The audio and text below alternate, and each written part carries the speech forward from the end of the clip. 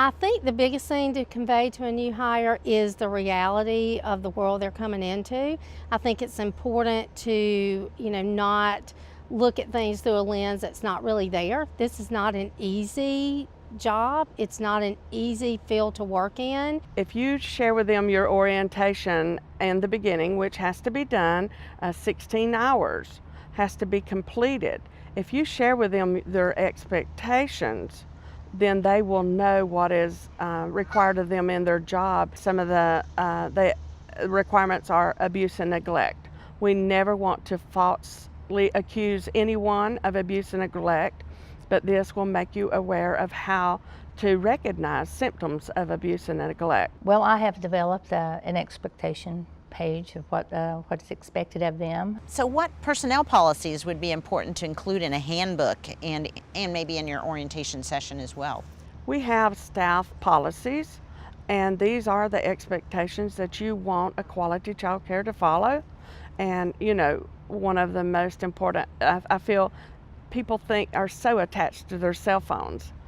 We need to make sure that they are aware that you have a cell phone policy. You cannot be on your cell phone. You must supervise and keep in ratio at all times. I think attendance is very important, particularly in the early childhood classrooms, because families are dependent on us. And so if you have staff that is out excessively, then it's going to throw things off in the classroom, it's going to throw things off in the whole center, and it can impact your ratios. Your vision, mission, attendance policy, education.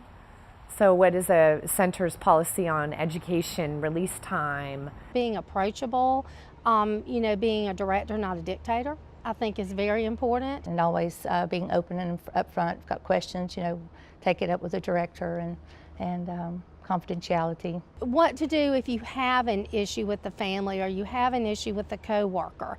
That goes back to the NACI Code of Conduct. We have a social media policy.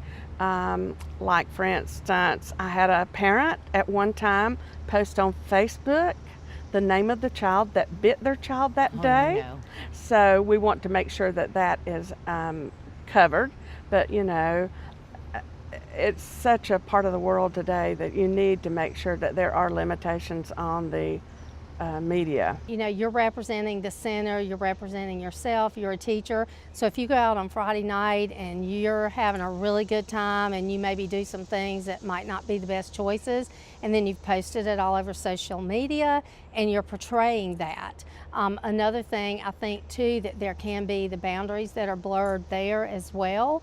You're this child's teacher, and so you don't need to be communicating with the families, making plans, talking about what you're doing. I feel like there is a fine line with that. If a teacher is on their cell phone, that is inadequate supervision by the state. So to enforce that, we have what is called a point system. We have a point system where the employee has a certain amount of points every quarter, and once those points are used up, then there's step 1, 2, and 3, so it results in a disciplinary action, and then the overusage of credits in one quarter results in suspension and things like that. With anything, I think that it's important that, as you said, that it's identified early on so it's there. And then as far as if the line is crossed, I think the first step would be to have a conversation and talk about it. And then if it happens again after you've had the conversation, then maybe we write it up and we have that and we talk in that with what the next step is going to be. And then if it happens again, then maybe you need to take a little break. And then if it happens after that, then I think we're done. What are some ideas you have found helpful to keep staff motivated and positive and engaged? The first thing that comes to mind with employee morale is feeding them. If there's women involved, we're going to have a bowl of chocolate. So they would definitely have access to some chocolate. I think the biggest thing to maintain morale is to let staff know that they're appreciated. And it's no secret that it's a balancing act to pay people what they deserve, but yet run the business. I tried to find every day in a classroom something. Everybody has good points. and to try to pull out that good point during the day to praise them. Have staff meetings, let them have input, talk to them, hear their ideas. We make sure there's consistent breaks.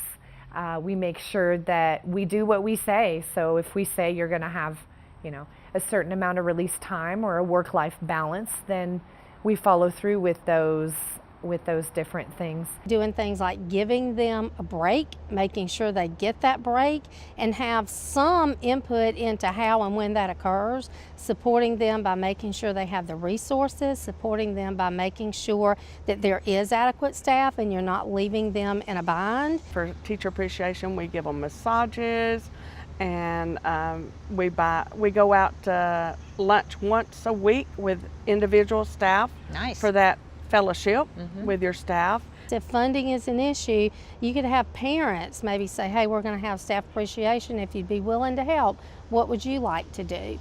And I feel that the interview process is really the beginning of making sure that you have the right fit for the right position. The most important thing is to stay positive and to handle a negative manner in a positive way.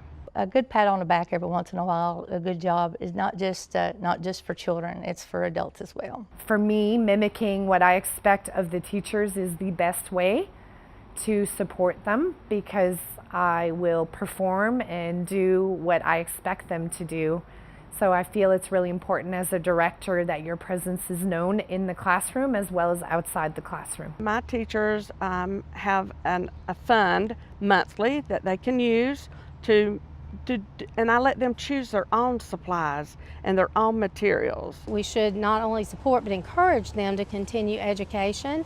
We can support them by helping them to get Teach scholarships, by doing our part for Teach scholarships so that they are encouraged to continue going, giving them time off if they need it to attend a class, giving them a flexible schedule, making sure that they've got the supports they need to do that, but definitely encouraging them to go on. That is one of the requirements to going up in your star ratings, in a star rated license. So your staff will have to do that. But I hope that my own experiences, and I always say if this old woman can do it, anybody can. And especially the young staff and the older staff, that I hope we have a good mixed age group where we can collaborate with each other and inspire each other to and share experiences with what education we have and how important it is to go on. The more they learn and the more they're able to apply it in the classroom, the more professional they're going to be, the more professional your center is going to be, and ultimately the more professional the entire field is going to be. So how do you help staff see themselves as professionals? I treat them like professionals. So this is a real job, and we are teachers, evident by whichever curriculum you're using in your program. I encourage them that they are not babysitters because they have daily schedules that they have to follow that are requirements. They have to meet the needs of each individual child. I think educating them on child development and on brain development and on how important these first few years of life are and the connections that are actually being made so that they know when they're in that classroom and they're down on the floor playing with blocks, they're not just playing with blocks, and helping them learn the purpose behind what they're doing. It's the mindset, but if they've never been told that and they go in and they have a different mindset and they think they're a babysitter, you're not going to get that. So what have you been surprised by in regards to staff? When a staff comes from another center, you expect them to know everything, but that's my surprise, is that when you go over orientation or observe a classroom, that you find out that they have not had the right orientation. Turnover, there's a good bit of turnover. Although when you look at the way some centers are operated, it's not really surprising. There's such a great need for early childhood educators that I feel teachers know or feel that they can hop and go from one program to another and maybe manipulate or negotiate to their benefit. I think a lot of the mindset, again, they don't feel like they're a professional. They do feel like they're a body in there oftentimes. trying to cut corners, trying to get away with not doing things they need to do. How are you keeping yourself organized, Mai? So surround yourself by people who will make you successful. My number one tool is my desk calendar, which is a very large calendar, has all my notes on it. Every piece of paper has its home. So my desk is organized, and I use the Cozy app really to unite myself with all the lead teachers. I also have to prioritize.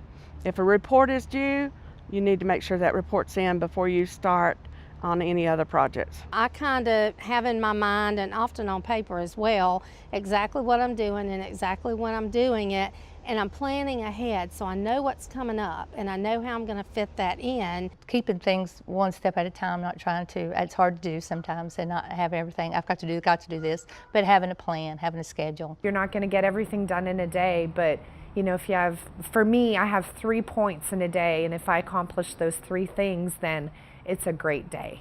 If there's something that someone else can do, delegate that. Don't feel like you have to take it all on. Not only does it relieve some of the stress off of you, but it also builds up that other person and prepares them to grow and move forward professionally as well, which is what I personally would like to see, is let's build everybody up.